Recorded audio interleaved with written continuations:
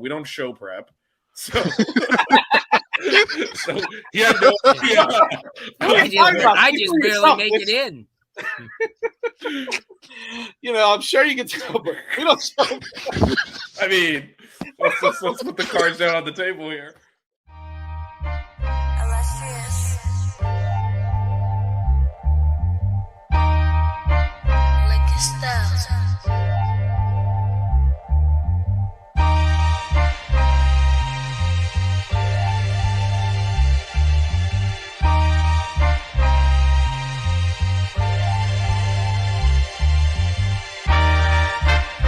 Miami Hurricanes, yeah. You know the name already.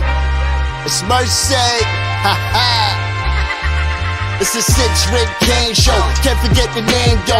Got Jazz, Blue, Vision, DJ, break the game code. Ain't no changing them, ain't no breaking them. Real Portland live from the Hard Rock Stadium. Ball 14 for the orange and green. We see the 6-Rig champs. It's more than a dream. This is life on the field. Beyond 100 yards, a hurricane that's never still put a damage to your squad. The 6-Rig Kane show. The 6-Rig Kane show. The 6-Rig Kane show. You know.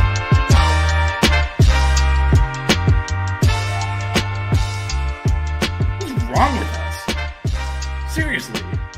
What's wrong with us? We're Miami Hurricanes fans. Welcome to the 6-Rig Kane Show, a show dedicated to Miami Hurricane sports, featuring the legendary Larry Bluestein, Jazz Santana, Vish, and Danny Gillette. Let's go Canes. Buenas noches and welcome back to the 6-Rig Kane show. We did it, boys. We did it. Round 1 is in the books. 3 more to go, baby. At the quarter mile mark right now. We got 3 more to do. 3 more to go. Merry Christmas, Miami Hurricanes fans. If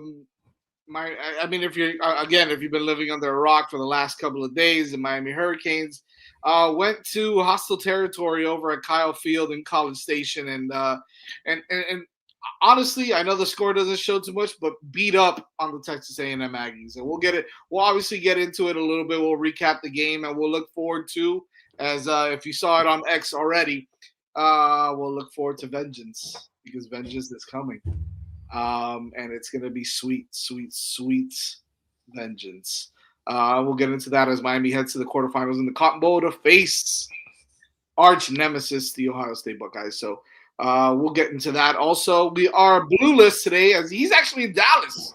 I know. We should just stay there. I was about to tell you on the text earlier. I was like, just stay there, dude. So you can go to the game with us next week. But myself, he's covering the Orange Bowl actually, so he's gonna be back here. Yeah, no kidding. Remember, he told us he was covering the Orange Bowl, so. Gonna be crazy, but myself and Vish will be at the Cotton Bowl this time around. We are going to make a little trip over there. Finally, I get to go out there and go to Arlington for the game, so I'm looking forward to that. It is a New Year's Eve game, which is always an interesting week to be anywhere for football. So. But we'll get into that in just a second. Really excited to talk about it. Got a lot to talk about because I looked over the game again a little bit. I looked at the tape again. And I think some things that we went crazy about in the first half, I think there's, I think now looking back at it might be a little bit different. So we'll get into that. Obviously, we got everybody's take on that. And we'll talk about Ohio State. Before that, let's talk about our sponsor real quick here. It's 305-800-PAIN. Oh, man, here we go. Sorry about that. I had to get ready there. After an accident, every minute counts. With one call to 305-800-PAIN, you get immediate access to trusted doctors and attorneys who guide you step by step. With an A-plus rating from the Better Business Bureau, they are a brand you can trust. Much like 5 Reasons Canes, 305-800-PAIN is focused on the local community of Miami-Dade County and South Florida. They'll handle all your accident needs, including car accidents, personal injuries, and related legal matters. So after an accident, be sure to call 305-800-PAIN. The number is the brand, 305-800-PAIN. Después de un accidente, cada minuto cuenta. Con una llamada 305-800-PAIN, ustedes pueden obtener acceso inmediatamente a doctores y abogados para ayudar con todo el proceso. con una clasificación del A+ del Better Business Bureau, pueden confiar en ellos. 305-800-PAIN tiene mucho en común con 5 Reasons Sports, 5 Reasons Canes. Están enfocados en la comunidad local de Miami-Dade County y en Florida del Sur. Ellos pueden ayudar con todo después de un accidente, incluyendo accidentes de carro, lesiones personales y otras cosas legales relacionadas. Entonces, después de un accidente, llama 305-800-PAIN. El número es el nombre de la marca, 305-800-PAIN. Shout out to my boy Danny over there, 305-800-PAIN. He do some good stuff. So let's get right to it. I know you guys spoke a little bit about it yesterday in your wrap-up show, I guess your early morning Sunday show. But I guess I can start off with my overall take on the game because I think, again, as I mentioned, right, I looked over it. I looked over the game again, kind of like the condensed highlights, and I saw some things that I think initially I was a little frustrated about. And initially, I was a little, going crazy about a little bit on TV, right? And I think everybody knows kind of where I'm going with this is, the quote unquote trick plays and the cuteness of the play calling by Coach Dawson, primarily in that first half, going into middle or late second quarter as well. And I think a couple of things that we need to remember is that, and kudos to Texas A&M, right? They've got a hell of a defense over there. They're the best team in the country on third down on defense. And it showed. But I think Miami also didn't capitalize or execute on a couple of potential opportunities that could have blown this game wide open, right? Let's just call it what it is. I think that I think the first one, and I'll kind of get your take on this, guys, in just a second. But I think that first one, and look, the wind was howling. Vish, you could probably attest to that more than anybody else. That wind was blowing pretty hard over there, wasn't it?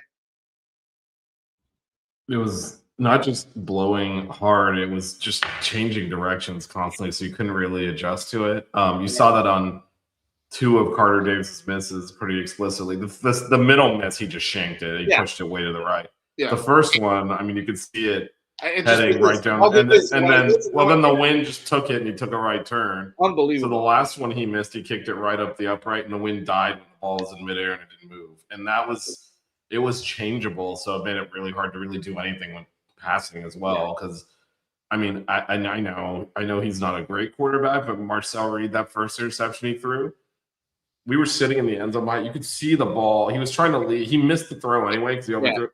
He was trying to lead that receiver into space, and you could see the wind grab it and like a slice. And it's just like, and that's why the Canes, I think that throw to JoJo was the only real shot. Right, that's the first time.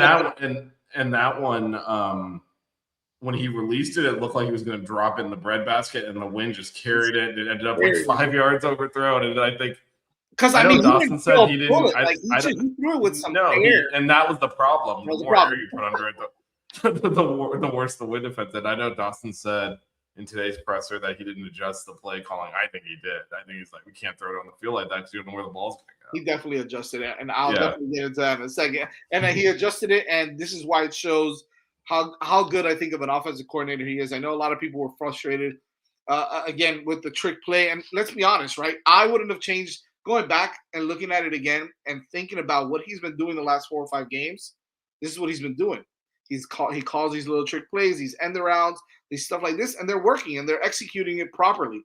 To me, that end around that they gave to Malachi on whatever it was, the handoff to throw it. I mean, look at the tape, right? I mean, Carson Beck was wide open. He could have crawled into the end zone on that play. And then there was another guy that was streaking that ran a post on that side also that was wide open. However, a couple of things. First of all, I think that putting Tony in that position where he had to make a throw across his body like that, I think that he did the right thing and just tried to scramble out after it wasn't there. It was there for a quick second, but then that rush came that way and he kind of got spooked. I'd rather him have done what he did than try to make a stupid throw on his back foot or something. Although he might have been able to do it, but again, we're talking about that wind. We're talking about all those things. That throw, that play gets executed, more times than not. I thought the play call was fine. I think it's a touchdown. It's an easy touchdown. If he gets the ball to Carson Beck there. Again, it's asking a lot. I get it, but I think he made the right call. Yeah, but on that play, and so here's. And I was okay with it. Once I looked at it again, I was okay with it. I'm still thinking we wasted a lot by not just running the ball more. I mean, 172 yards on 17 carries. Pringle only had 1 carry. Like, we just didn't hand the ball off to running backs enough. And a lot of that was, I thought we were forcing the ball to Malachi Tony. Well, hold on a second. Like, how do we get him the ball? How do we give him the ball? How do we get him the ball? You know how many plays we ran on offense? We ran 47 plays on offense. You know how many times Carson Beck threw the ball? 20 times. So we actually ran the ball a lot more than people think we did.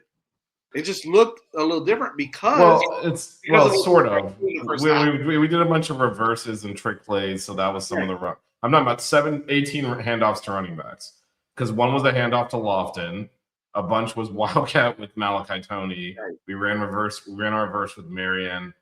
So we only had 18 handoffs to running backs. Yeah. That, and in a game where we couldn't really put the ball in the air. And then on the play you talked about, actually, like, I don't think we blocked it well because there was no time for him. He was getting hit as he threw. I'm saying the execution wasn't there. Yeah, the execution, the play just didn't work well. Beck was wide open, but you also got to block people up. So it's one of those. The reason he's wide open is because instead of covering him, the dude went and hit Tony. So yeah, there was no realistic way for him to, like, I'm going to get through 3 progressions and come to my 4th receiver, and he's always wide open across the backside. So yeah, if the play was originally supposed to go to Beck, which it's not, we've seen that play. We've run that multiple times. It's supposed to go to Lofton, actually, who they covered. So he took the shot down the field instead. Beck is like the 4th option of that play. The throwback is not one of the top. And Malachi Tony actually knows how to play quarterback, so he could go through progress, but there was no time. A&M got in there and hit him. Yeah. So and A&M obviously was like, we're not letting this guy beat us, which ironically he did on the last play of the game. But they, every time he touched the ball, their whole team was on top of him. His numbers were, the yards per touch were negative for most of the game, just because they were, other than the punt return, of course. I think he had like 3 catches for -2 yards, I think, at one point. Yeah, and then technically that touchdown game was a pass. Yeah, it was. It was. But so I think A&M did a good job keying on him. Up the line. You know what I'm talking about? The one that they split up the line. And that play was there also. They just went to the wrong side. And again, I'm not too concerned about that because we did. Well, my concern with that is games, and then they made the adjustment, I think. Yeah, but my concern with that is, so Fletch from the first drive ran well. He got the first 2 first downs we got were him running. Those were his only 2 carries on those drives. The 3rd drive, he didn't get a carry at all. And the A gap was absolutely wide open all game. I could have driven my wheelchair through those days. Going to the sideline saying, just run the ball up the middle. And then we did on that last drive. Yeah. After the fumble, he went over there. He's like, just run the ball. Yeah. And we'll awesome. And we did. Yeah. Well, and it was, but I feel like that was there earlier. And I also think, obviously, look, a lot of this is 2020 hindsight, because I think down in the red zone, we did some fluky things. You mentioned that, flanking out linemen and trying to run a reverse, which I'm sure if we executed it perfectly, could have worked. But we also didn't hand the ball to Fletch at all in that sequence after we ran the ball down there. It was 3 plays in a row. We threw on first down. It was incomplete. Then we ran that. And then we threw in it, and then he got sacked on 3rd down. Like, we didn't actually give it to the guy who ran the ball down there. So that's frustrating. Yeah. And even on the first drive of the second half, which was the first, we were the only drive we had until the last drive of the game, because the other ones we got in the red zone, one was the punt return, which I cannot believe he did score that. And then another one was Bryce Fitzgerald's first interception, took us into the red zone. Those were 2 of the missed field goals, and the 3rd missed field goal was they faked a punt. So we did move the ball, but we started just on their side of the 50s, but we did get like 30 yards. They missed the field goal. But the other drive, if you recall, he throws we come out in the second half, throws a good ball to, I think it was Daniels for a first down. Hits Marion for another first down. Next play, what a reverse, lose 5 yards. It's like, Just call normal plays. Stop it. Yeah. And then, of course, fortunately, on the next play, Fletch busted loose for 25, and so we're back in the red zone. Right. And Again, so I feel think like he that just. looking back at it, like you said, looking back at it, I think he pressed on it a little bit because I think the way the game was playing, like he wanted to take shots. Everyone from the corner wants to take shots. And after that throw to JoJo, he's like, we can't do it through the air. Yeah, it's crazy. This was his way to take shots. Like if one of these plays pops, it would have won the game. Right. And I think he probably went. I think in hindsight, he would probably agree. He probably went to that a little bit too much because at the end of the game, what did he end up doing? Nope. He turned and hand the ball off. Well, there's a I don't. It's not a rumor. It's apparently a real thing that some guys spoke up in the locker room in the half. And Shannon Dawson listened, right? And Shannon Dawson listened. And to me, a lot of people say, well, why didn't he do it sooner? Well, again, I mean, we can second guess until we're blue in the face about why he didn't do certain things sooner. But I think that obviously, right, he made the right call in the second half. We ran the ball down their throats. Some guys were kind of vocal about wanting to saying, hey, we're pushing them off the line. We are bullying them on that line. Keep running the damn football. And to me, that's a sign of a good offensive coordinator as well. You listen to your players to a certain degree, right? Like obviously, you can't be just like whatever you guys say. But I think it does matter that the quarterback is saying, "Hey, don't throw the ball. Let's run this. I want to win this game." He checked out of a lot of plays into run. Well, he went to the sideline. He was actually the one who was vocal in the second half when he went to the side, like, "Let's just run the ball." Again, being in that stadium with the way the wind was, it wasn't just because if you have a strong wind that's consistent, you can adjust to it. The way it was swirling, it would have been insane to try to wing the ball all over the place. So I think he ultimately, like you said, the mix of run pass was right. I think if you convert a few of those gadget plays into run plays, we probably have a different story. But on the other hand, right, these games have a rhythm of their own. And let's say Malachi doesn't get tackled on that punt return.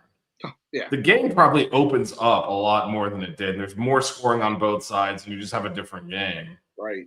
Obviously you still want them to score. We'd probably win by more, to be honest. But both teams were content with 0-0 or 3-0 to counter punch and kind of keep a little conservative. And it's right when they drove twice, and it was both times that they were down and they needed to score because, again, when it's a 0-0 game, you're more conservative. Like if they had the drive before after Malachi fumbled and the defense stepped up and stopped him again. Let's say they kicked a field goal there. We would have started throwing it. We would have started completing passes. But it also brings interceptions and turnovers into play. But when you're down, you got to do that. Right. So it's not surprising that they threw the ball better on their last drive and then threw a pick after almost throwing two others on the drive because now he's thrown it into coverage. And if it completes, it completes. Where if it's a tie game, you're just throwing those out of bounds. You're not taking those risks. So all of that stuff kind of balances out. Like they got inside the 5, had a field goal blocked. We missed a bunch of field goals. We had opportunities that looked like we could have scored touchdowns on that we didn't. But at the end of the day, they had the ball at midfield in a tie game, and our defense stuffed them, got the ball back, and then we went 90 yards for the winning touchdown. That was the difference. Here's what I'll tell you, and I know we won't talk much about Ohio State tonight, but to me, this is why I like what they did. Because at the end of the day, now if you're Ohio State, if you're Matt Patricia, now you got to start scheming. You got to start trying to watch the tape and accounting for all the shit that we're throwing at you, right? And that's including trick plays. It's including Malachi Tony and the Wildcat. It's including whatever it is that we do, splitting up the offensive line and doing the double reverses and all that stuff. Now you have that much more that you have to worry about. And maybe they don't even show that, right? But now that defense has to account for it because at any moment he can run something. Dawson can run something like that.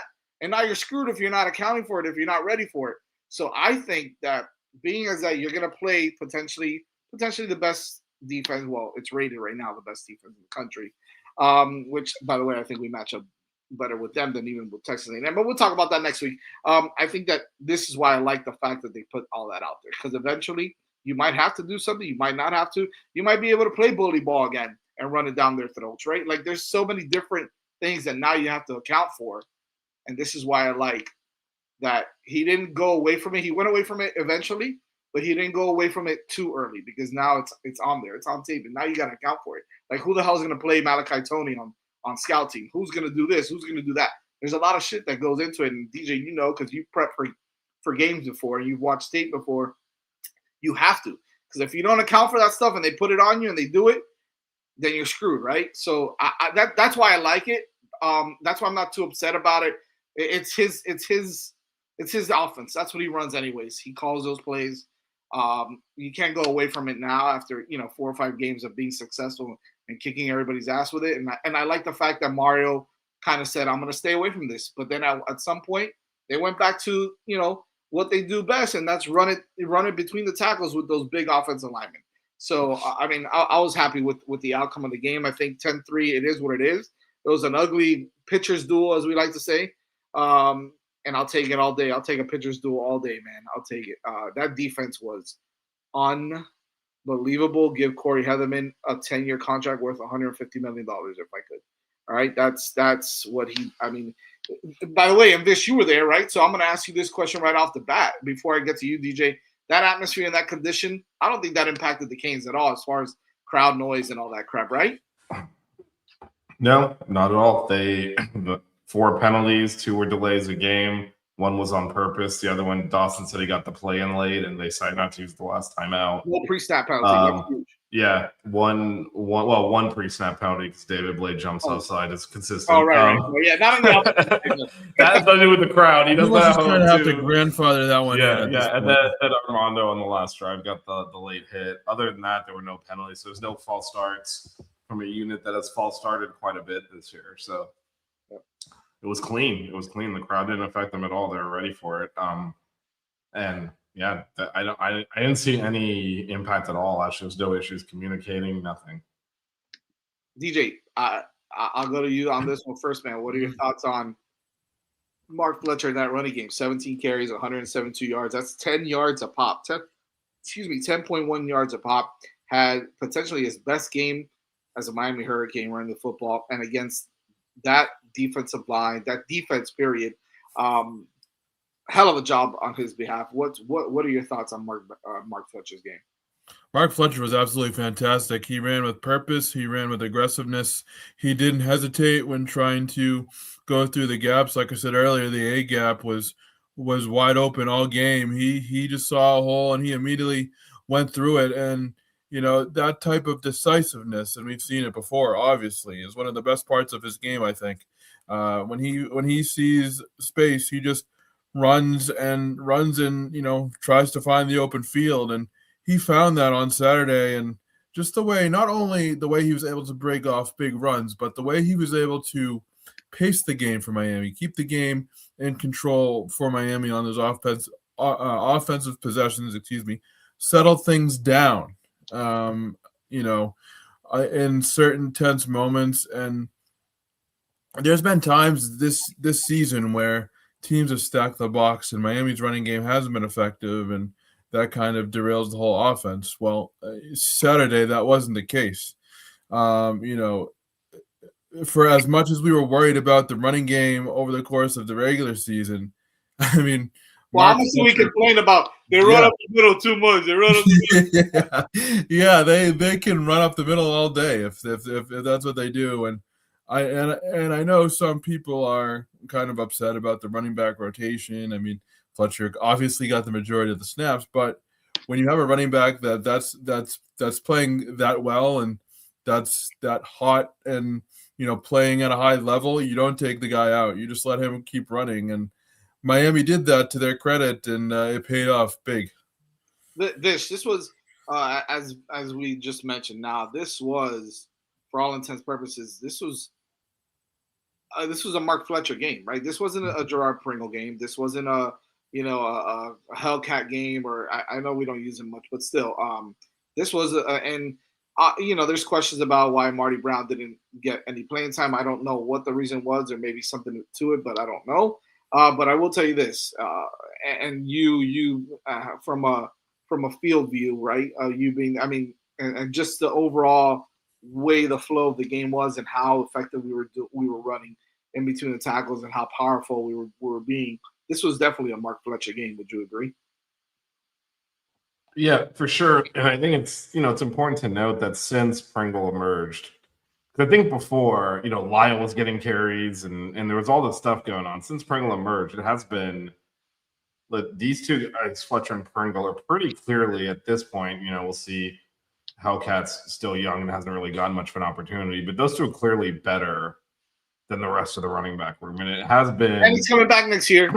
By the way, I know. Yeah, Fletcher is coming back. Yeah, he did say that. So we'll have those two back in the backfield again next year. But they're clearly head and shoulders above the rest of the room in terms of what we've seen on the field. I know Lyle has a lot of upside. I know Wheatley Humphrey has a lot of upside, but on the actual field, those two guys have performed. But it has not been a split carry situation. It has been whichever running back is running better in that game early gets the carries. Yeah. And in that game, from the first time we handed the ball to Fletcher, again, second play of the game, we handed it to him. He ran for a first down. We didn't give it to him again that drive. Second and 9, he runs for a first down. And there was no point where he stopped picking up chunks on those runs where you felt like you need to go to Pringle. And I'm actually surprised they used him in the red zone randomly for that one carry. I was like, okay, that's an interesting time to put him in the game. Yeah. You think at the start of a drive, maybe when you're going the length of the field, but no. The other thing that happened is Fletcher's stats are actually worse than his performance because if you recall, this was, I think, on the third drive, the one where Carson Beck fumbled. So Fletcher recovered it for a loss. Those are negative running yards on his ledger. That's why he only had 7 yards rushing in the first half, even though you can remember all those runs he made. Because he lost like 10 or 15 on that play, picking the fumble up. So his numbers are actually, and then, I mean, everyone knows I'm a big Carson Beck fan, but my man got a touchdown pass off the Tony. So hey, man. His stats are a little inflated on the game. Like his 14 to 20 for a buck, 100 yards and a touchdown. It was slightly inflated there. It was an extra 11 yards and a touchdown on that for sure. But yeah, so that actually, because I was thinking like wires, because everyone was like, he went for 167 in the second half. I'm like, I remember him with 2 long first down runs in the first half, like over 10 yards. So how did he only have and then I went back through it. I was like, oh yeah, when Beck fumbled, he's the one who fell on it. So he loses minus rushing yards for him. Well, thank you for that, though. We appreciate you taking one. Yeah, definitely. Good job there. But he actually ran better than his stats, believe it or not. Because that was a carry for a big loss. Yeah, so he probably could have had almost 200 yards. Yeah, if we'd run a little bit more. I think someone did mention that actually, Vish. Now that you say that, I think someone mentioned that he did run for like 200 yards, but a couple of plays were negative, like the fumble. I think someone mentioned that. Yeah. That was the big negative chunk because he recovered a fumble, like when Beck took a deep drop to throw, so it was a big loss. Yeah. Well, speaking of that touchdown pass. Yeah, but I guess to Kenty's point here, right? Like every game's different. The next game's indoors. It might be more of a Pringle game. We don't know. Like everyone, obviously. Again, to somebody else's point, Overdose's point, which I heard someone else say this as well, is both of Indiana's backs were big backs, and they ran really, really well. They ran for I don't know how many yards, DJ. Maybe you know how many yards, or if you can look it up. But I know they ran really well against Ohio State, and they have big backs. So I think this could potentially be, like you said, right, Vish? It could potentially be a Fletcher game, but you never know because maybe Pringle brings something different that they're not ready for somehow. Although I would assume Indiana had 118 against Ohio State. 118, okay. I mean, not terrible, but again, I still think that. But I mean, if you look at that game with that Ohio State played with Indiana, look, we're trying to do better. We're trying to do better offensively. Look, Indiana's the best team in the country, deservedly ranked number 1. If you think about it, they're number 1. They beat the number 2 and the number 4 teams. One on a neutral site, one on the road. Like not even at home. That's ridiculous. If there was if bowls were the way they used to be, they would be. I would be like, well, obviously they're the national champions. Like you beat the 2 and the 4 team. Yeah. And so, but they won 13-10. And I know we just won 10-3, but I'm not trying to exactly run that back. I think we need more explosive plays, and that's what Pringle does bring. Obviously, Fletcher And it's ripped off indoors, some runs and in it's this indoors, game. as you mentioned. So Yeah. So I would think Pringle will get some touches in this game as well. And again, I think they've been pretty consistent. If someone's running effectively, they'll continue to get the ball. Obviously, Fletcher's the starter; he'll be in there first. But I think we'll see more Pringle in this thing because I think that game pretty quickly, I think, established itself as this is going to be low scoring. It's a slugfest. And so Fletcher's he's the hammer. And I think they lean on him. I think if this other game looks like it's a little bit more open. Oh yeah. Well, Luck Buck mentioned. I don't know if you saw it. Luck Buck 5192 mentioned even more of a neutral field this game. Well, it wasn't a neutral field at all this past weekend. Yeah, I think Vish and Mel were the only two Hurricane fans there. Felt like. No, I brought 10 people with me, man. Oh, that's right. His people, and that was about it, right? The group. Actually, we had a good section. Actually, our section was right. I couldn't see it, so for me, it did actually kind of. Actually, I was sitting randomly next to some other Canes fans, so that was cool. But like, we were in the upper deck, overhanging where the Cane section was. So for us, it did actually look like it was just us in the sea in the room because we can actually see the Miami section. Obviously, like when you watch the game back now, you can see there's a huge corner of the field was orange and green. Our fans did travel. Those 3,500 people were loud as hell. Yeah, man. they traveled, and that was. I don't know if you've watched the Sky cam view of the last play of the game, but it's behind the play, so Bryce makes the interception and where he turned. And you can't see this from the game cam, but he went to celebrate in front of the Miami section. That's what he was doing. So from the Sky cam, you can see it's really cool. He stayed in front of this pool of orange and green, awesome. And they're all like cheering, and it's awesome. If you haven't checked that out, definitely check out the Sky cam. Definitely get the Josie one. There's two because this game had all the coverage because it's an SEC versus an ACC team. So they both have their own network. So get the one off the ACC network with Josie calling. I did hate watch the A&M one, and it was like, oh no, we threw an interception. The season's over. I love it. Well, I'll tell you what. And you know this, Vish. I mean, we know this. If there's anybody that hates or that can't stand Ohio State as much as we do, it's Texas fans. Yeah. So. Yeah.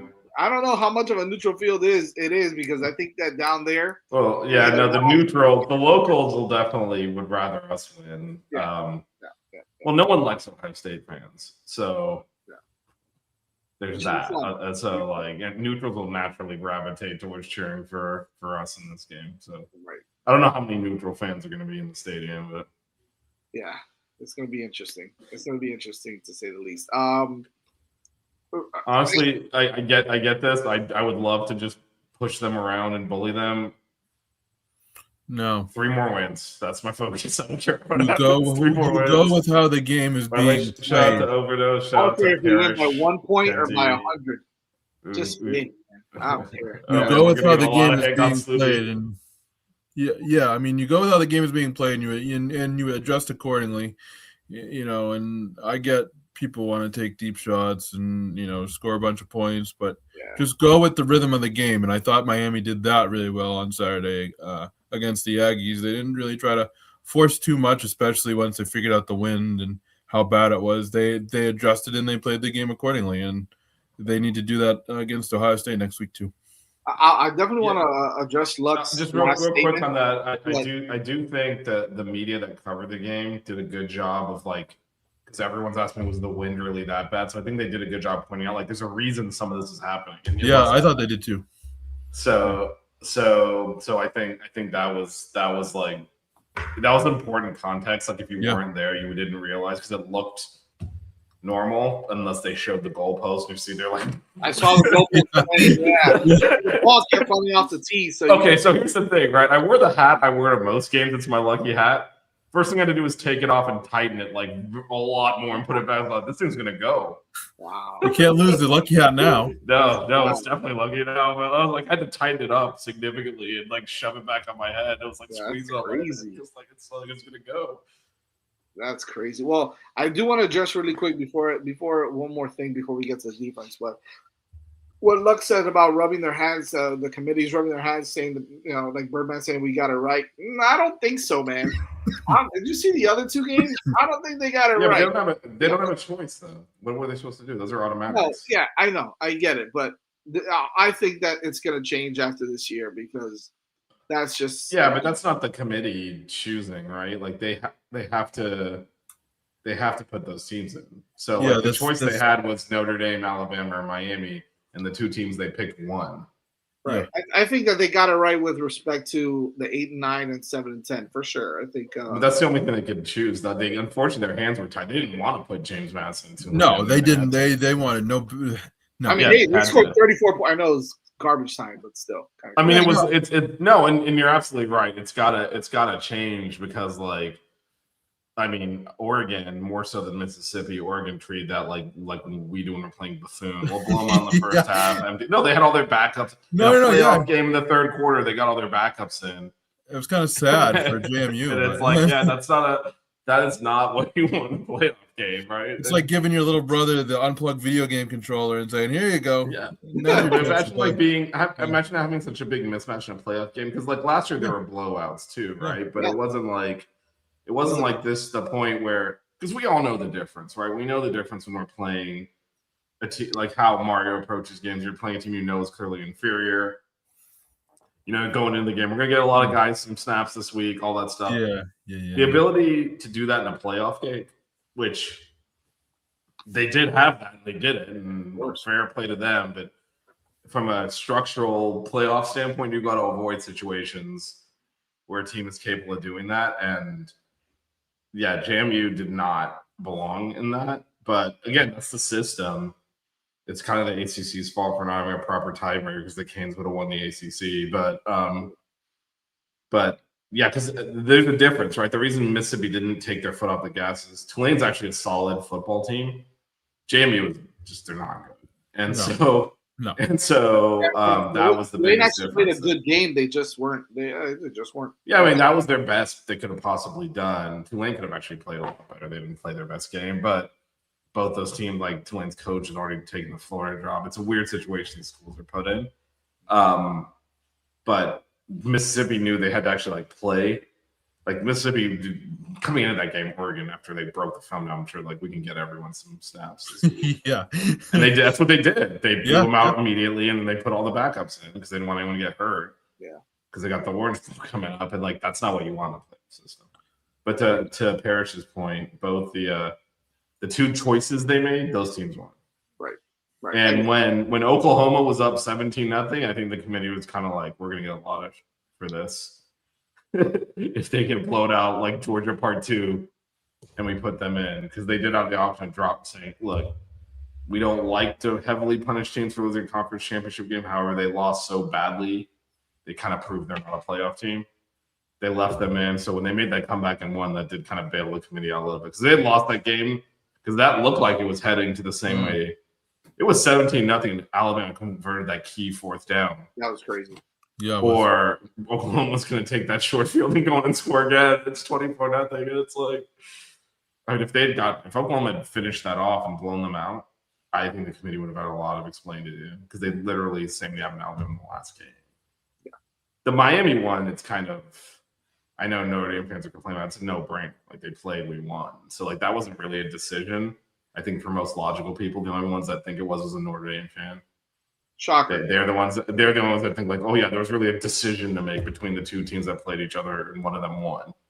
But Alabama is a different story because they had a worse record too. So, but yeah, once they came back and won, then that was the committee kind of because either way, if we had lost A&M, that's a team that beat Notre Dame won that game. So they were kind of all good there. I do love how the Notre Dame fans we could have done better than them. Really, you gave up 40 points. Yeah, get out of here. 40. We got 3 on their field. You give 40 at home. Go sit down. Real quick, and I think I know everybody's kind of answer to this. This is true too, though. Actually, just to his point, real quick, since we're talking the playoff, I do think the way they ended up. It's a good point. The seedings, the other two teams would have been Notre Dame and BYU. However, if it actually mattered, I guarantee you Texas would have been in front of BYU. Yep. And you know what we did need? A 3-loss team that lost to Florida in that playoffs. I'm sorry, Yep. go win your games. And so that is the problem with these expansions. You look at the teams they're overrating from in particular the SEC, but the Big Ten as well a little bit. Like Iowa was ranked really high a lot this year, and that Iowa team, they're okay, but they're not like a playoff team good.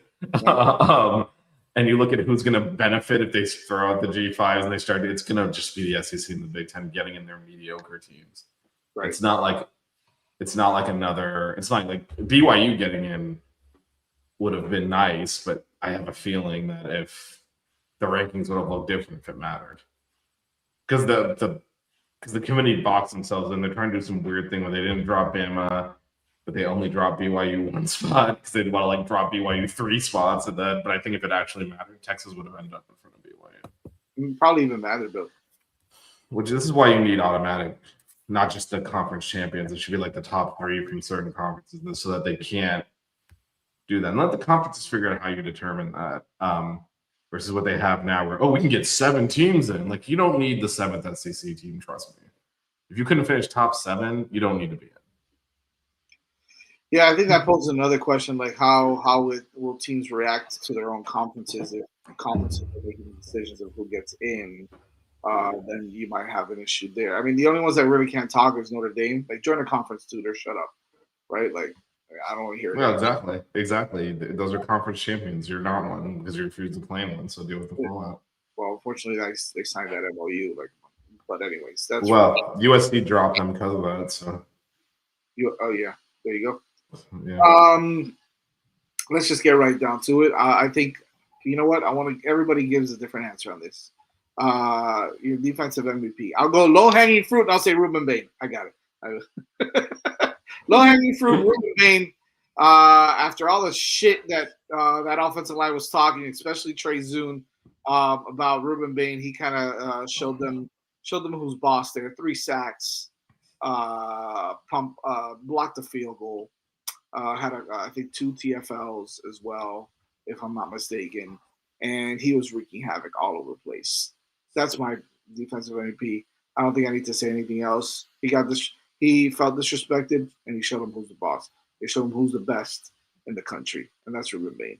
DJ, who's your defensive MVP? Bryce Fitzgerald. I loved him all season. I've loved the way he played all season, and he showed up big. You talk about showing up big when it matters. He definitely did that on Saturday. So happy to see him really kind of have a breakout year, and he's got a great trajectory here in Coral Gables. 6 interceptions, and guess what? That's the most for any defensive back in the country. Not in the ACC or as a freshman. Any. All right? That guy's a stud. It's the same number Cam Kinchin's had when he was first team All-American. And this kid's not getting any. That was decent, yeah. He was all right. He was a solid player. Yeah, Cam's all right. Yeah, he's hanging all right somewhere, you know. Bish, who do you got? Who's your guy? There's so many options. I can actually pick someone different too. Keontae Scott came back from injury, 10 tackles, forced a fumble early in the game, was all over the field. You know, this team has been playing well without him. He elevates it to another level. He really does. He's so intelligent. I think, you know, everyone's like, why is he always in the right place? Because he just reads the plays so well. That's why you can put him anywhere on the field. He can play corner, he can play safety, he can play that rover position, and he's so smart they allow him the freedom to do that. And yeah, he showed out big, and wow, how big was it to get him back this week? Because obviously when we lost Amari too, it was but then, you know, getting Keontae back helped kind of paper over some of that. That was so big, man. You know who believe it or not, I got a surprise here, I think, for you guys. Had his best game as a Miami Hurricane this past week. And a lot of trash has been talked about him. And a lot of people have downplayed him or said he's not very good or he hasn't been very good this season or whatever the case is. I got to give my hats to Mo Torre. Hats off to that young man. 10 tackles, had a couple TFLs, had potentially the second biggest defensive play of the season on that second down before the Bryce Fitzgerald interception. gave him a concussion. He still got up. He still got up Yeah. and Okay. the All right. That man was all over the field celebrating after the interception and after the game. And I'm like, I mean, kid almost looked like he died, and he got up like it's nothing, and they were trying to carry him off. I mean, I'm like, Like, so you you need to go. there's a doctor near him. Like, is this okay? I was like a little bit like, is this okay? I don't want anything to happen to this guy. But I gotta give him his flowers because he knocked that ball out and laid Ruben Owens No, he- out. Yeah, no, he knew he had to lay himself out too to save the game, and he, That was huge. you know, those things where you tell yourself in the huddle, he's like, if it comes to me that they're not scoring, I don't care if I have to almost like take myself out to do it. And he did. And like you said, I mean, look, you could even say Mezzi, right? Mezzador had a great game too. yeah, no, there's so many guys.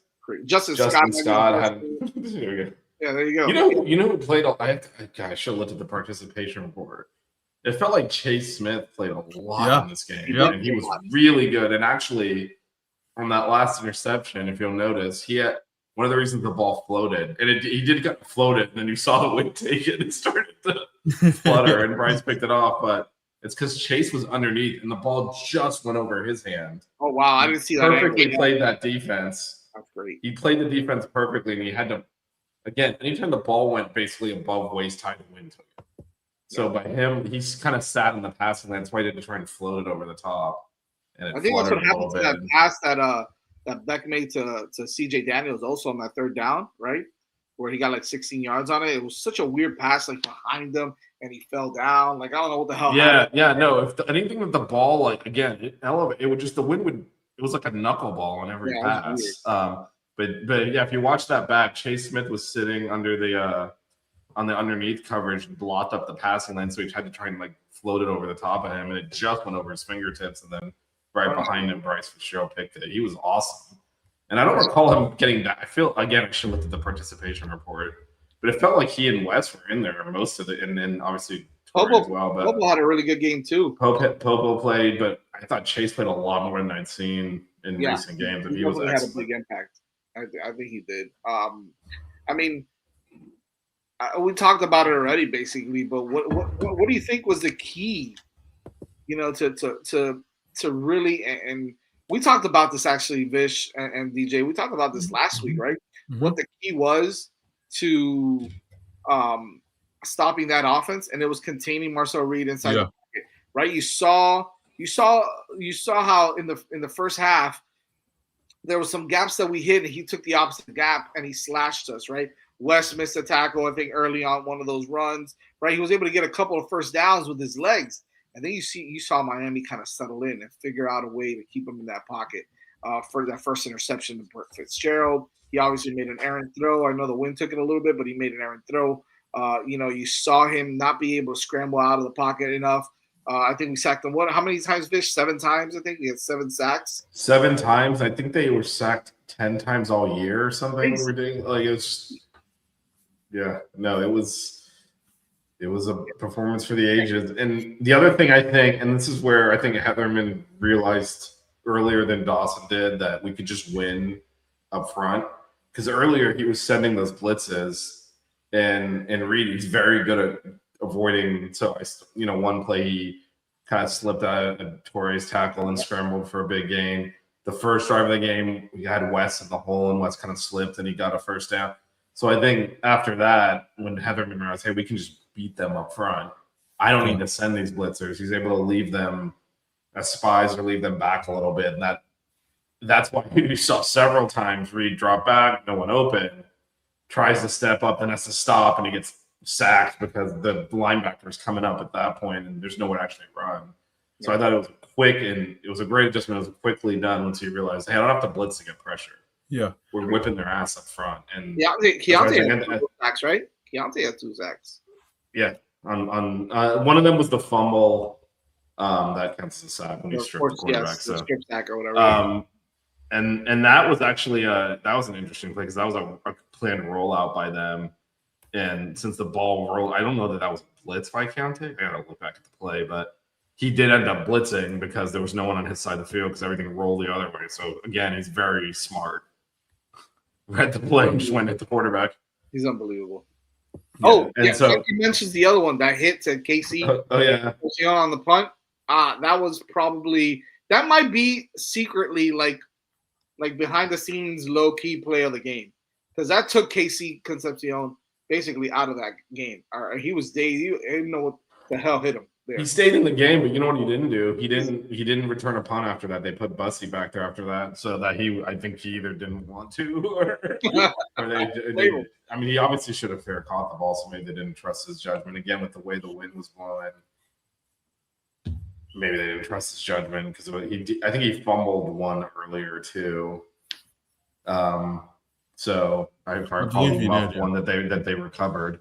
So I think that was the last straw for them. They're just like, we're not returning punts anymore. He obviously had that catch to get down to the 5-yard line. Here's the thing. Stayed in the game. But yeah, they did take him. He was not returning punts after that. He wasn't, right? And I think he's a weapon there. He won the Horning Award, which is for the most versatile player in the country because they didn't watch Malachi Tony play apparently, but but that was for his catching obviously and his punt returning. So having him not even on the field to return punts huge. Yeah. So like you said, Bobby, how does that sound? That's why. He thought Casey was dead. He also thought that Motori was dead too. He was sitting over him. I mean, those boys were like, we're not losing this game, and I think there's a nobility in the way we play. They all laid it on the line. Overdose says that I guess they were talking about that they didn't chip Bain or Mesidor, and that was their downfall. Look, listen, no, that wasn't their downfall. I'll tell you why. If you chip Bain, you got to deal with Mezzi. If you chip Mezzi, you got to deal with Bing. And then, if not, you got to deal with Justin Scott on the inside, or Ahmad Moten, or you got to deal with Lightfoot on the other side, because sometimes you have Bain and Mezzi on one side, and then you got Lightfoot, who, by the way, had a lot of quarterback pressures in this game as well. He's the future. Him and Blunt are obviously the future, and they looked really good. Well, and I think it's worth pointing out, like, you can say shit like this. They don't do that. It's not part of their blocking scheme. You can't just do it all of a sudden. Yeah. This was supposed to be one of, if not the best offensive line in the country. They don't need to chip people. They haven't needed to chip people for 12 games. They played Ohio State. They played Notre Dame. They played Texas. They didn't win against Texas. They didn't need to chip anyone. They put up 40 points against Notre Dame without chipping anyone. So there's a trade-off to chipping, but you also have to have that in your repertoire. Yeah. And I mean, not just picking all scab, especially with Ohio State coming out back up, but obviously that Fiesta Bowl game, everyone talks about the passing interference. Yeah. That game was in overtime because we turned it over 5 times, but also because we really struggled to block them with our front five. And I know it's like a 25-year-old game at this point, but that had not happened in years for us. There's not an adjustment you can make when all of a sudden, your left tackle never lets anyone pass him and they're getting in. You're fucked. That guy that talked crap about Ruben Babe is an all-American left tackle. So if you're the offensive coordinator, say we gotta trust that this guy can win a one-on-one matchup. Yeah. Or at least win it enough times that we can run our offense. And he didn't. He got whipped on every play. And that if you're there's no adjustment to that. Okay, now what? Just let me go. This isn't the sand line. You don't go on the dirt and be like, all right, put the tight end. No, it's not in their playbook because they built the line a certain way where we don't have to do that because we don't have to make the compromise that Perrick's just talking about with leaving a tight end. And so that was their strength, and we whipped their strength. And when their strength, and again, not to pick the old scab, but that's one of the reasons we lost to Ohio State in the game. Their D-line won that matchup with their offensive line. And that never happens to that Miami team, but it did. It did. And that was the very first college football game I can remember watching. I was there. Anyway. Anyway, speaking of that, right? That's obviously the next game, December 31st, New Year's Eve, over at the Cotton Bowl in Arlington, Texas. 9 days away. Wow, 9 days now. Miami will be playing the Ohio State Buckeyes there at 7:30 p.m. We will have some coverage, some previews on that on Monday of next week, and we'll talk about it a little bit more then. But this is a big game, biggest game in 25 years for the Miami Hurricanes, and just happens to be against an arch nemesis and Vengeance is on the minds of all the fans. The kids have no idea because none of them were born when it happened. Yeah, I was gonna say, many of them probably weren't even born yet. But Yeah, Mario sure as hell remembers. And I don't even know if he was he coaching Miami then? I don't know if he was coaching Miami. I don't know if he's a GA or not at that point. He might have been. I'm not sure. But this is a big one for the Canes, man. It doesn't matter how you spin it, whether it was again. I mean, it's a big one regardless of who we're playing. But it's even bigger when you see that we're facing this team with the history that we have, especially in the playoffs, or for all the marbles, right? Like this is for an opportunity to move on in the college football playoffs and get closer to that national championship. So this is a big one. It's a really, really big one, and there's going to be trash talking on more on one side than on the other. And Miami just knows how to just walk the walk, and I fully expect Miami to be ready again. They've got 9, as Vish said, they have 10 days really, right? Because they started yesterday. Studying and getting ready for this game, and I think it's going to be huge. I think the layoff could affect them more than we think, and I think it could help Miami with some momentum as well. So we'll see what happens, and we're excited about that game. We'll definitely talk about it on Monday a little bit more. Wasn't Mario with Shiana Rutgers? He might have been. He might have been. He was a GA here around that time. Then came back as offensive line coach. Then went to Bama and obviously came back as head coach after that. So he kind of bounced around a little bit that point. Luck mentions about the hockey team. I know Keith, not Keith. Wow, Keith Kachuk. Wow. Think about his dad there.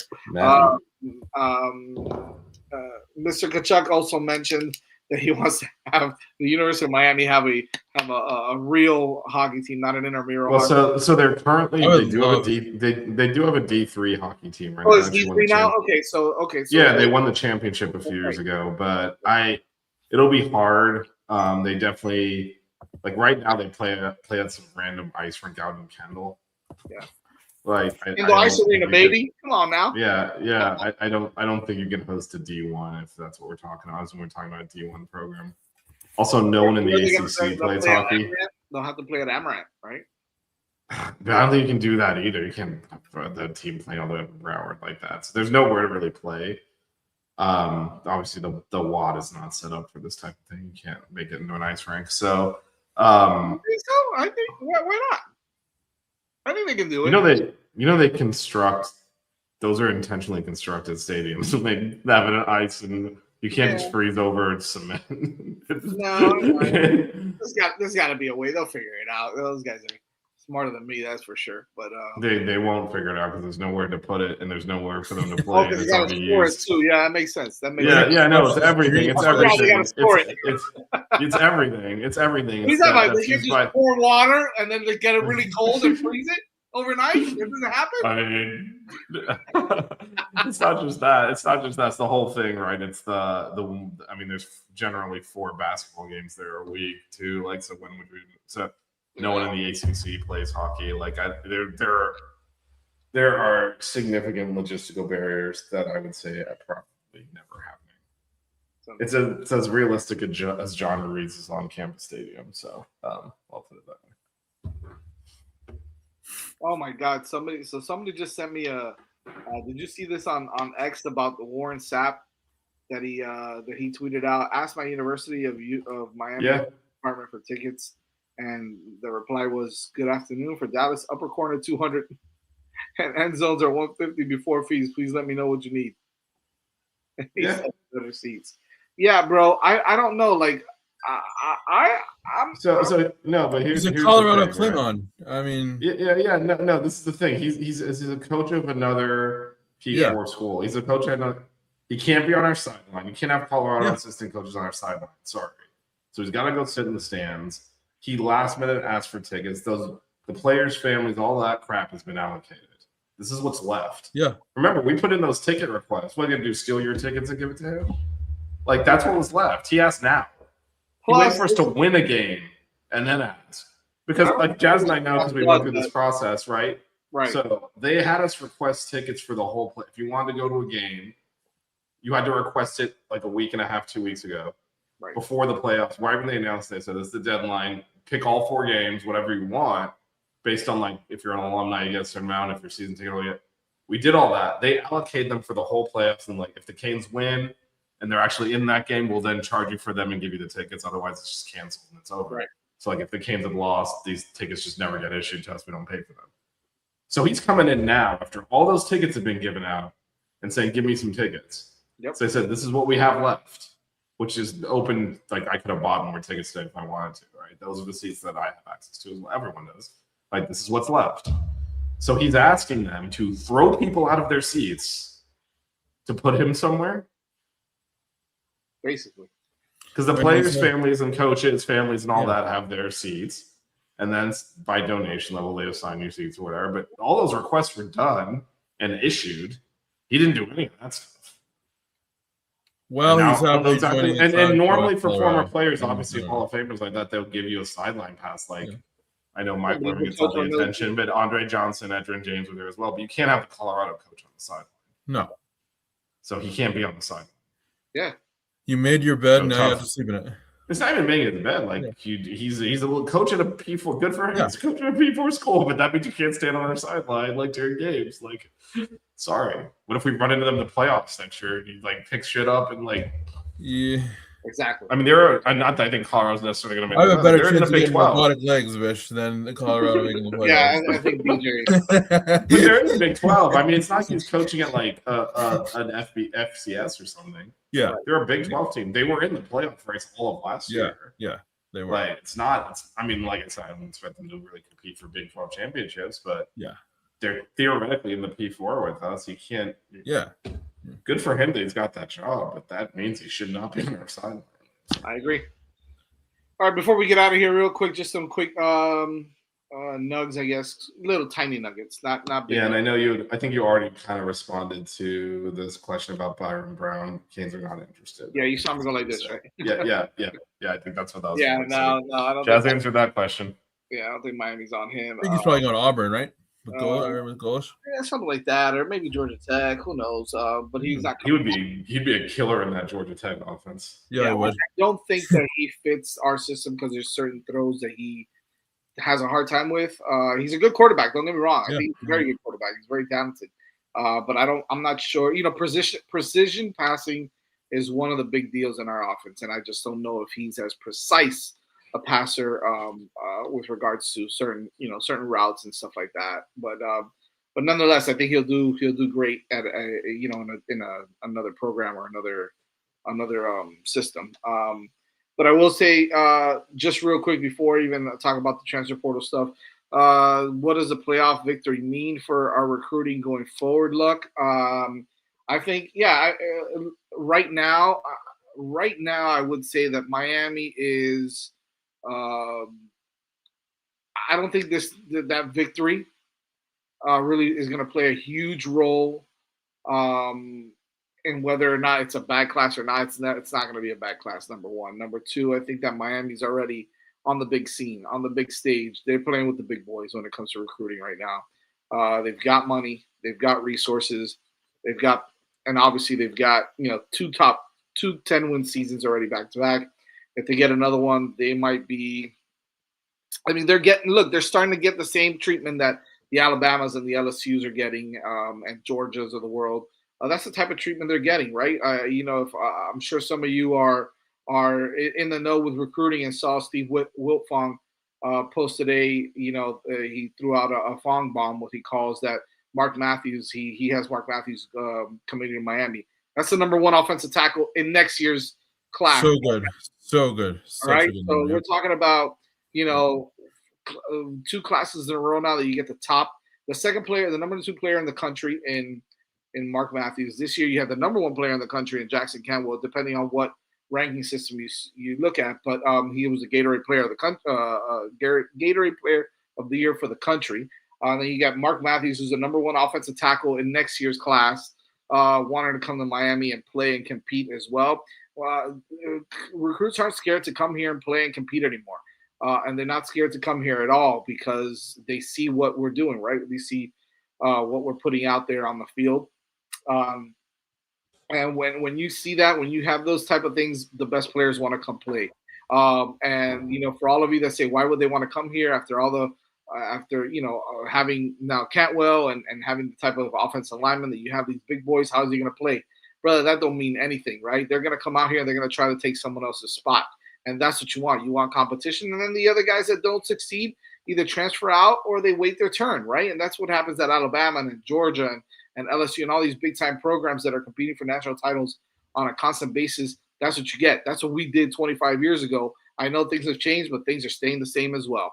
Okay, when you're good and when you're one of the best teams in the country, people want to come play for you and they want to fight for and compete for positions. I know that whole story of kids don't want to fight and they don't want to compete. They don't want to compete at a G5 or at Tulane. If you're good, they're going to go somewhere else. But this is Miami now, and they're compared to Alabama and Georgia and all these people recruiting on the scene. That's how it's going to go from now on. So get ready. Because we're going to get those guys and they're going to compete. And then sometimes you're going to see that some guys are going to hit the portal and you're not going to be happy about it. But at the end of the day, you're going to turn around and you're going to see what we have in our depth at that position or at any other position. And it's not like, it's not like some other positions where, you have, 40 different wide receivers. I mean, you can have a lot of offensive linemen and sometimes they come in and out. And so, you get a lot of competitions. I'm not worried about it. I'm excited about it. I think that, these wins, they don't hurt us. But I think that if we don't move forward, God forbid, I think we're in a great position to be one of the top, recruiting classes again in the country. And the transfer portal only helps. Which, speaking of transfer portal, I know you guys have been seeing a lot of players are hitting the portal. That linebacker from Baylor. Dylan Edwards from Kansas State, which is a big name. That big boy out of DJ, what's his name? The kid that defensive tackle. That's 6'5", 390 pounds. What's his name again? Arkansas guy. I can't remember his name. Anyways, he entered the portal today. Yeah, he entered the portal. That's a big dude, man. And Miami likes his big boys now, right? 6'5", 390 is a big dude. You've got some great safeties out there. You got, I know some of you don't want to hear it, but a guy like Edwin Joseph, who's a local kid and played really well at FSU. You got the kid over at, you got that running back over there too. He was the number one running back in the country, Cam Davis, a few years ago. Also entered the portal. Dylan Edwards, as I mentioned already, from Kansas State, entered the portal. Jalen Lucas, you're talking about a lot of big names. Jaden Ball, I think, might enter the portal. And you've got your quarterbacks, right, which everybody's crazy worried about who's going to be the quarterback for the Hurricanes next year. Is it Sam Levitt? Is it Messamaker? Is it, the list goes on and on, Austin Simmons and so on and so forth. I think the portal opens when, DJ? January 2nd? Yep. January 2nd, you got 2 weeks to enter the portal. Not necessarily sign with the team, but enter the portal. And then after that, teams can start, contacting you. Although they probably I was gonna say. But Wisconsin, those guys don't ever contact anyone early. Yeah, like right. He was on their sideline for their bowl game when he quarterbacked just like a week before that. Stupid. Wisconsin has a great linebacker that entered the portal, so a really good player. I think his name is Tucker something. But anyways, so there's a lot of names out there. You're gonna probably hear a lot more names within now and when the portal opens. But you're also gonna see a lot of people get picked up and snatched up real quick too, and you might start seeing some stuff with the Canes earlier, right? Even as they head back down to Miami Gardens to play in the national title, we'll still be hearing of a lot of names between now and then. So I just stay patient and let this kind of play out because there's a lot going on. Don't worry about it. Miami has the money. That's not a problem. That's not going to. This is a good point too from Parrish. And also they have to re-recruit some of their players that are on the team now, right? Yeah. There's going to be some guys they're going to be asking for a lot of money, and they're going to have to re-recruit those kids also. So you may see some guys into the portal for Miami that you didn't expect, or maybe that are potentially looking for a better deal, or maybe they didn't get enough playing time. I know we saw already a couple of guys, and then they got to retain some of their coaches, which I'm sorry to tell you guys, not you guys, but our listeners, but chances are we're not going to keep everybody on this staff for next year, and primarily on that defensive side of the ball. Just when it happens, just be prepared for it because it's going to happen one way or the other. There's going to be, and that's what happens when you play big boy football, right? That's what happens when you play when you have SEC talent, right? Because now everybody compares it to that. Saban had to deal with it. Georgia, Terry Kirby. Jesus, you see where I'm going with this bitch? Terry Kirby. Terry Kirby. Terry Kirby. Good running back for the Dolphins. Goodness, I don't even want to talk about those guys right now. Although, hey, Quinn Ewers, baby, let's go, the future.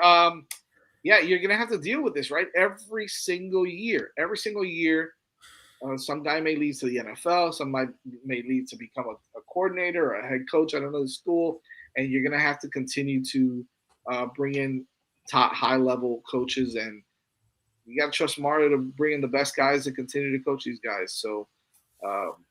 That's the point. That the point is Mario is stability, and so you have stability regardless. Yeah.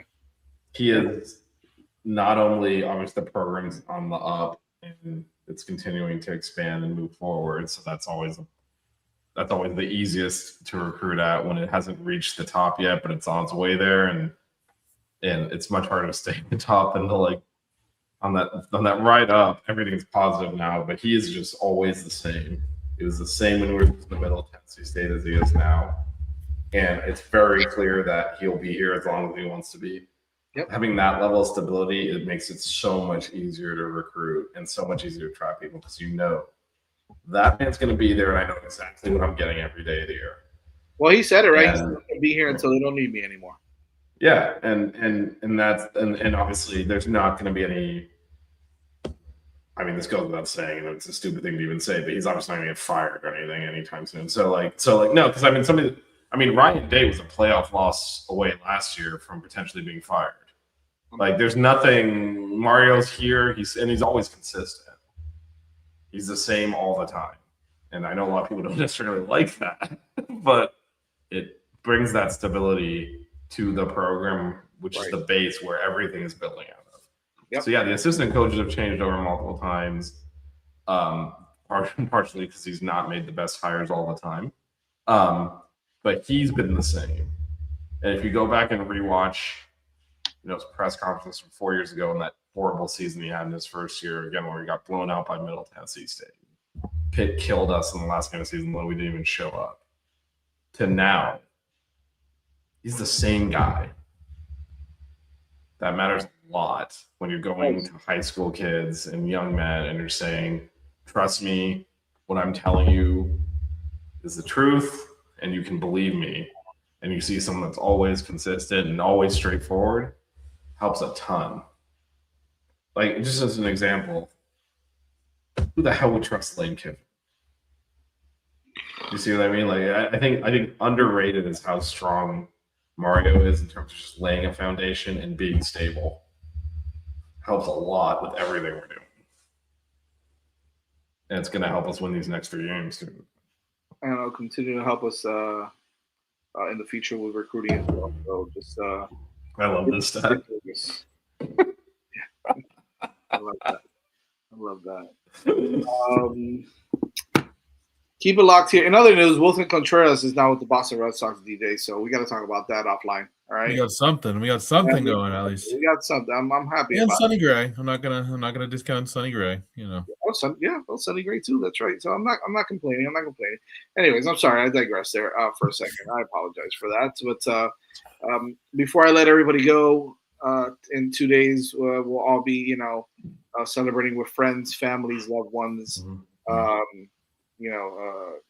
Christmas time, and this is not only a time obviously for Christmas, but it's a great time to spend time with family and with your loved ones, with your pets, your best friends, your cousins, your sisters, your husbands, wives, everybody that you love. So make sure you hug them tight, you give them a kiss, because you never know.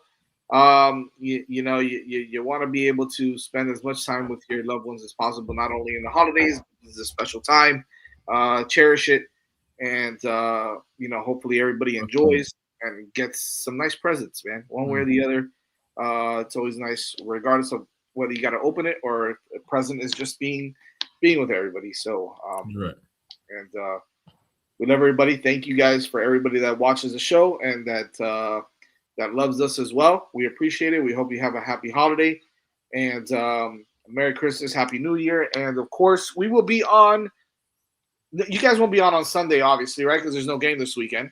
Or you? No, we've been trying to do something. We'll try to do something on Sunday. Okay, We're trying to keep it consistent just so we don't lose the viewership. But yeah, definitely Monday will be our big Cotton Bowl preview, man. Oh my god! Week from today, that'll be 2 days before the game. I can't. Cotton Bowl preview. I'm so excited. Cotton Bowl If preview. you guys are going to the game, please link up with myself and with Vish. I will be there. Vish will be there as well. Mel will be there. So you'll get about half of the 6 Ring Canes / 5 Reasons Canes team. Yeah. In Jesus Christ. Yeah, you will get half 3 of 6. You'll get about 3. You'll get 3 sticks of them. Which is a half. Which is a half. My math is pretty good looking. Blue has to have something special for this game coming up. Yeah. Monday, I'm sure he'll have a hell of a show and tell. He could have joined us today. Like I said, he was. I mean, I should have kept. I mean, back then, like obviously, I went to that game. They used to give you a physical ticket. Like I had it. I don't know where the hell it is. I missed the physical ticket. That was a bad game. That was a bad game. We can show that. Oh, I should have had a Rose Bowl ticket. We can show like Maurice Flores getting arrested or something. That would be good, right? We can show something like that. We really want to show. But make sure you tune in next Monday. We'll have a big show. It'll be the Cotton Bowl preview as Miami gets set to take on the Ohio State Buckeyes. I mean, it doesn't get any bigger than that, folks. Yeah. I mean, you guys know the meaning of. Well, it does. The next 2 games after we win that will be bigger, but we're marching. For now, it doesn't get any bigger than that for now. And then for next week, we're gonna move forward. It's gonna get bigger and bigger and bigger. But this is a big one, man. It's vengeance. It's payback time. Let's go out there and let's kick some ass, and we'll see you guys next Monday at 8:30. Though. All right. Love you guys. Merry Christmas. And Merry Christmas. The 6 Ring Kane Show. Yeah. The 6 Ring Kane Show. Yeah. The 6 Rings Kane Show.